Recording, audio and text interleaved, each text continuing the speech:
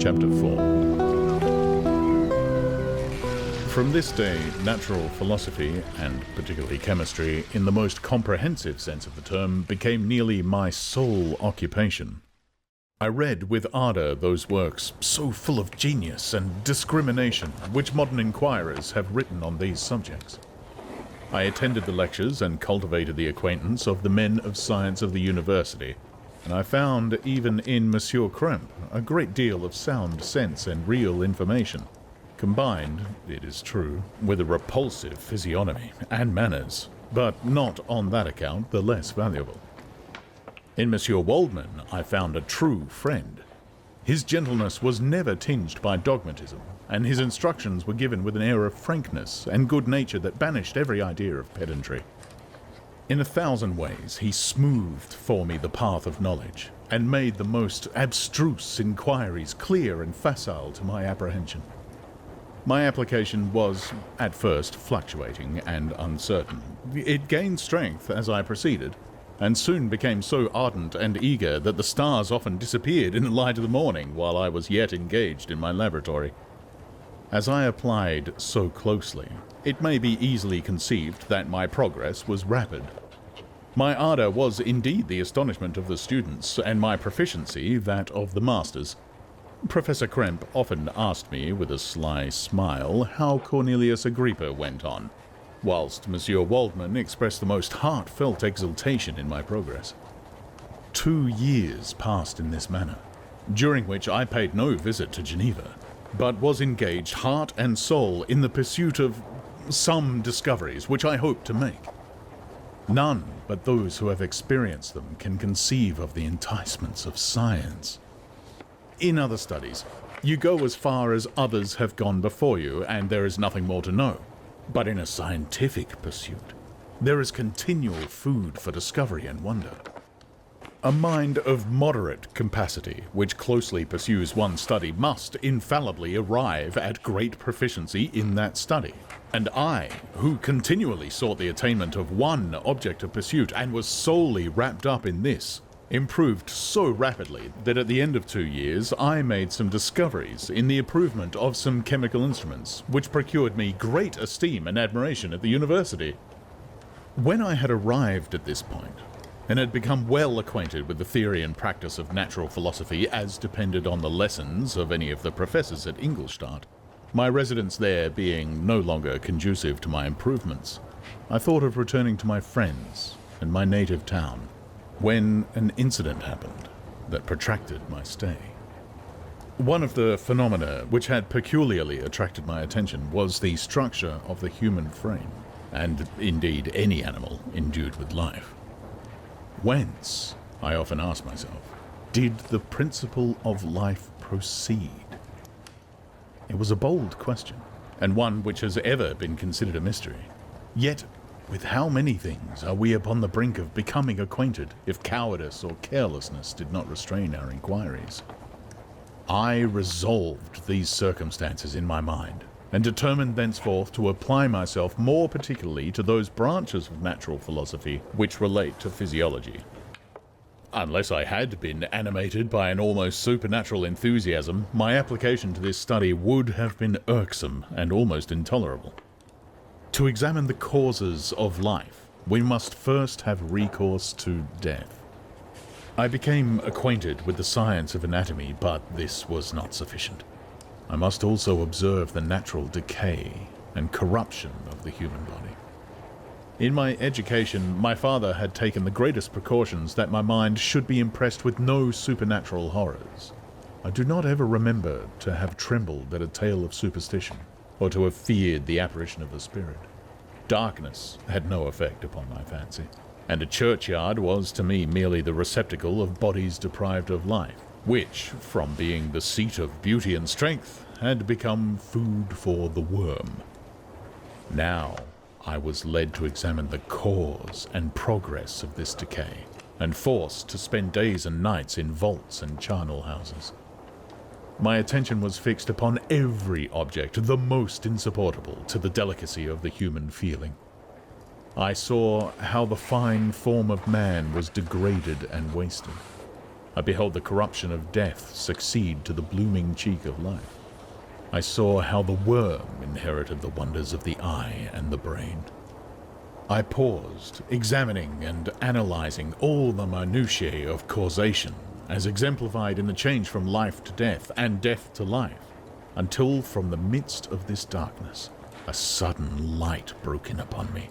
A light so brilliant and wondrous, yet so simple, that while I became dizzy with the immensity of the prospect which it illustrated, I was surprised that among so many men of genius who had directed their inquiries towards the same science, that I alone should be reserved to discover so astonishing a secret. Remember, I am not recording the vision of a madman. The sun does not more certainly shine in the heavens than that which I now affirm is true. Some miracle might have produced it, yet the stages of the discovery were distinct and probable. After days and nights of incredible labor and fatigue, I succeeded in discovering the cause of generation and life. Nay, more, I became myself capable of bestowing animation upon lifeless matter. The astonishment which I had at first experienced on this discovery soon gave place to delight and rapture. After so much time spent in painful labor, to arrive at once at the summit of my desires was the most gratifying consummation of my toils. But this discovery was so great and overwhelming that all the steps by which I had been progressively led to it were obliterated, and I beheld only the result. What had been the study and desire of the wisest men since the creation of the world was now within my grasp. Not that, like a magic scene, it all opened upon me at once. The information I had obtained was of a nature rather to direct my endeavors so soon as I should point them towards the object of my search, than to exhibit that object already accomplished. I was like the Arabian, who had been buried with the dead and found a passage to life aided only by one glimmering and seemingly ineffectual light. I see by your eagerness and the wonder and hope which your eyes express, my friend, that you expect to be informed of the secret with I am acquainted. That cannot be. Listen patiently why I am reserved upon that subject. I will not lead you on, unguarded and ardent as I then was, to your destruction and infallible misery. Learn from me, if not by my precepts, at least by my example, how dangerous is the acquirement of knowledge, and how much happier that man is who believes his native town to be the world, than he who aspires to become greater than his nature will allow. When I found so astonishing a power placed within my hands, I hesitated a long time concerning the manner in which I should employ it. Although I possessed the capacity of bestowing animation, yet to prepare a frame for the reception of it, with all its intricacies of fibers, muscles, and veins, still remained a work of inconceivable difficulty and labor. I doubted at first whether I should attempt the creation of a being like myself or one of simpler organization, but my imagination was too much exalted by my first success to permit me to doubt of my ability to give life to an animal as complete and wonderful as man. The materials at present within my command hardly appeared adequate to so arduous an undertaking, but I doubted not that I should ultimately succeed. I prepared myself for a multitude of reverses. My operations might be incessantly baffled, and at last my work be imperfect. Yet, when I considered the improvements which every day take place in science and mechanics, I was encouraged to hope my present attempts would at least lay the foundations of future success. Nor could I consider the magnitude and complexity of my plan as any argument of its impracticability. It was with these feelings that I began the creation of a human being. As the minuteness of the parts formed a great hindrance to my speed, I resolved, contrary to my first intention, to make the being of a gigantic stature, that is to say, about 8 feet in height and proportionably large. After having formed this determination, and having spent some months in successfully collecting and arranging my materials, I began. No one can conceive the variety of feelings which bore me onwards like a hurricane in the first enthusiasm of success. Life and death appeared to me ideal bounds, which I should first break through and pour a torrent of light into our dark world. A new species would bless me as its creator and source. Many happy and excellent natures would owe their being to me. No father could claim the gratitude of his child so completely as I should deserve theirs. Pursuing these reflections, I thought that if I could bestow animation upon lifeless matter, I might, in process of time, although I now found it impossible, renew life where death had apparently devoted the body to corruption. These thoughts supported my spirits while I pursued my undertaking with unremitting ardor. My cheek had grown pale with study, and my person had become emaciated with confinement. Sometimes, on the very brink of certainty, I failed. Yet still I clung to the hope which the next day or the next hour might realize.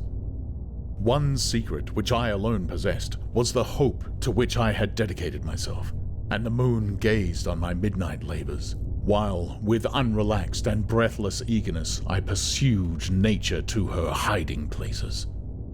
Who shall conceive the horrors of my secret toil, as I dabbled amongst the unhallowed damps of the grave, or tortured the living animal to animate the lifeless clay? My limbs now tremble, and my eyes swim with the remembrance. But then, a resistless and almost frantic impulse urged me forward. I seemed to have lost all soul or sensation but for this one pursuit.